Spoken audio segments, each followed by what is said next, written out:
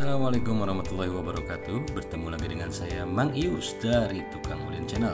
Kali ini kita akan jalan-jalan ke daerah Bandung Barat, di mana kita akan menuju ke sebuah rumah Belanda yang berada di komplek perkebunan karet yang berada di jalur Saguling. Komplek perkebunan itu sendiri terletak di Kampung Ciperere, Desa Raja Mandala Kulon, Kecamatan Cipatat, Kabupaten Bandung Barat, di mana rumah Belanda tersebut dikelilingi oleh perkebunan karet yang sampai saat ini masih berproduksi.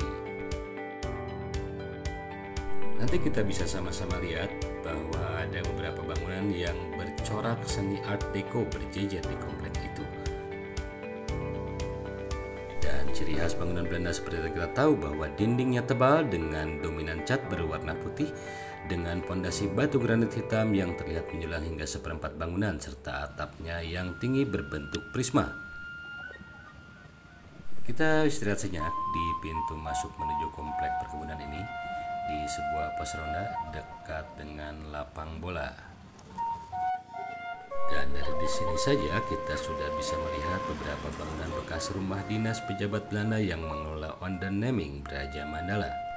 Berdasarkan fakta sejarah bahwa kedatangan orang-orang Belanda semakin marak ke Indonesia ketika pembukaan modal asing di Hindia Belanda serta kemudahan akses bangsa Eropa setelah terjadi pembukaan terusan Suez pada tahun 1869. Assalamualaikum warahmatullahi wabarakatuh. Ketemu lagi dengan saya Mang Yus dari Tukang Ulin Channel. Kita hari ini jalan-jalan seperti biasa, dan di belakang saya itu ada sebuah rumah peninggalan zaman Belanda. Nah, kita hari ini jalan-jalan kembali ke sebuah perjalanan napak tilas ke tahun 1800-an. Nah, di belakang saya ada salah satu nih. Nah, tapi sebetulnya bukan rumah ini yang menjadi tujuan utama kami.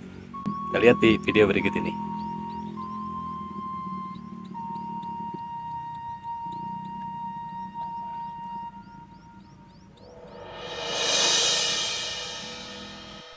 Berdasarkan fakta sejarah bahwa perkebunan Raja Mandala ini telah ada dan tercatat di pemerintahan Hindia Belanda sejak tanggal 18 Februari 1893. Hal ini bisa ditemukan dalam sebuah penelitian terhadap arsip sejarah dan artefak kolonial berupa peta lama perkebunan Raja Mandala yang tentu saja dimiliki oleh peneliti dari Balai Arkeologi Jawa Barat pada tahun 2020.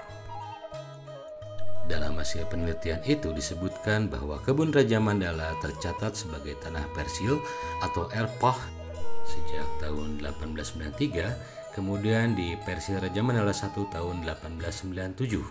Hal ini ditemukan dalam jurnal berjudul Colonial Artifact of Plantation of Panglejar yang ditulis oleh Maswati dan Raja Mandala in Netherlands in the Era Meaning and Directory of History tahun 2020. Dan merujuk pada sebuah ketentuan lain yang berjudul Regenering Almanak voor Nederlands Indie tahun 1901 sampai 1902 bahwa komoditas awal yang ditanam di perkebunan Raja Mandala ini adalah tanaman kopi dan coklat, yang kemudian beralih ke tanaman teh dan karet seperti yang tertulis dalam keterangan peta lama kebun Raja Mandala tersebut.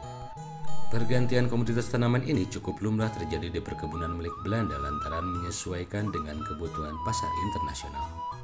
Dan PT PN 8 sudah mengganti komoditas tanaman di lahan itu sejak tahun 2018 menjadi lahan karet.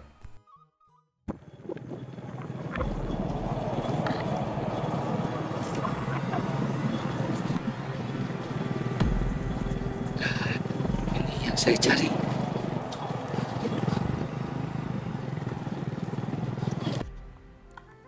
Nah, jadi teman-teman, ini yang saya cari ini. Nah, ini bagian belakangnya. Ini mungkin kalau zaman dulu tuh ini adalah rumah dari administratur perkebunan. Dulu sih perkebunan pernah jadi perkebunan coklat, jadi sebelum diganti dengan karet.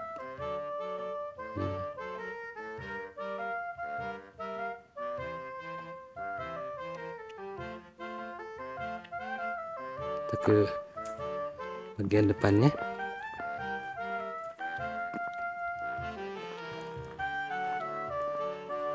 Tuh, ini arsitekturnya masih seperti ini, murni ini dan masih asli.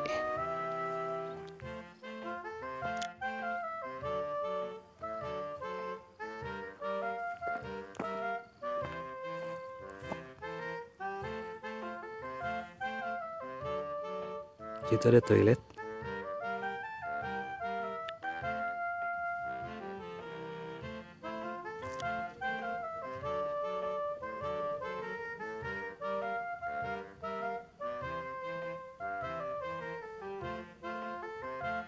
Ini masih asli nih, hanya memang sudah kosong. Nah, kita lihat ke sini. Wah, luar biasa sekali teman-teman, luar biasa sekali. Ini memang sudah tidak diisi. Saya belum lihat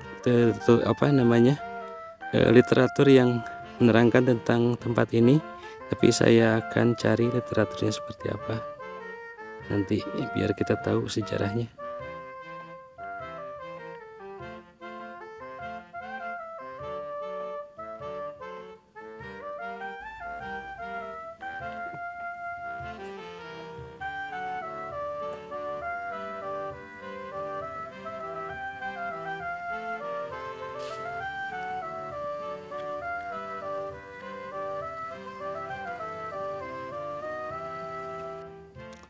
Nah, jadi rumah ini ada di tengah-tengah perkebunan karet seperti ini.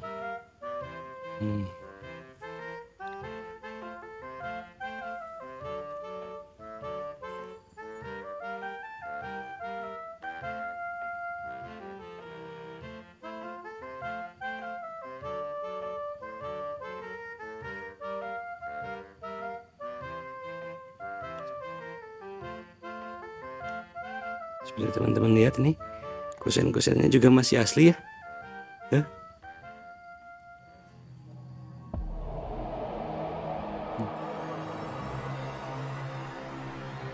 Ya, benar-benar ini peninggalan sejarah yang harus dilestarikan dan harus dirawat.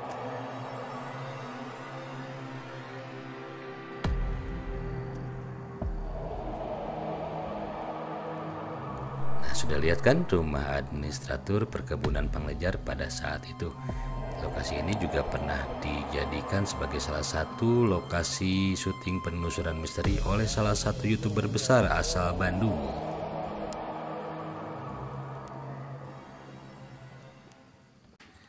Nah, ini dulunya adalah tempat turun barang sepertinya dan tempat cuci. Tapi setahu saya ini dulunya itu tempat pengolahan coklat sebelum berganti dengan karet.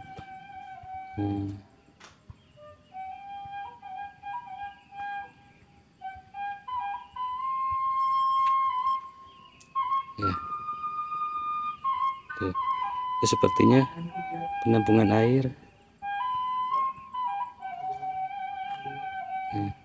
Jadi kalau dulunya tempat pengolahan coklat sih, ini memang mungkin tadinya digunakan sebagai tempat turun barang dari truk dan tempat pencucian.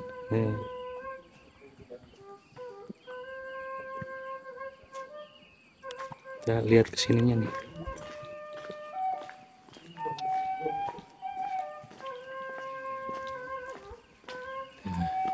Sana tuh seperti itu tuh. Gudang, bukan gudang ya, apa ya? Nah, ini adalah penampungan air. Nah,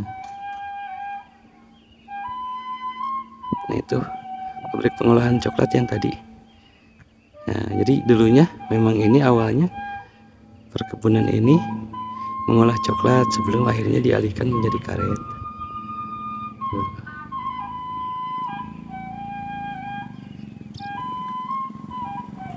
Dan ini adalah komplek gudangnya. Nah, ini masih ada getah-getah karet yang tersimpan di sini nih.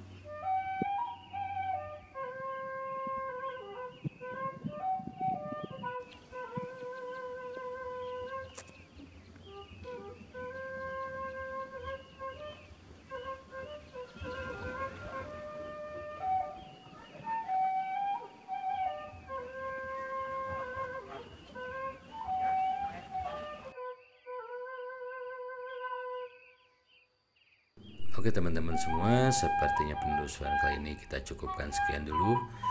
Tentunya saya sangat berharap bahwa video kali ini bisa memberikan tambahan wawasan dan pengetahuan untuk kita semua tentang hal-hal yang ditinggalkan masa-masa kolonial Belanda pada waktu itu dan masih bermanfaat untuk bangsa ini hingga sekarang. Sehingga peninggalan kolonial ini masih bisa berkontribusi untuk devisa negara ini. Sebenarnya masih banyak yang ingin saya ceritakan tentang tempat ini, namun sepertinya di lain waktu saya akan coba mencari dan menggali lagi banyak hal tentang tempat ini, terutama apa yang terjadi di zaman kolonial Belanda terdahulu, yang tentunya patut kita ketahui sebagai bangsa yang menghargai sejarah bangsanya sendiri. Oke teman-teman, kali ini cukup sekian dulu videonya. Kita akan kembali lagi bertemu di video yang akan datang, tentunya dengan tempat-tempat yang bersejarah dan menarik lainnya. Jangan lupa klik subscribe, like, and share video ini sebanyak-banyaknya agar channel kami bisa terus berkembang. Akhir kata, saya Mang Yus pamit. Kita ketemu lagi di video yang akan datang. Assalamualaikum warahmatullahi wabarakatuh.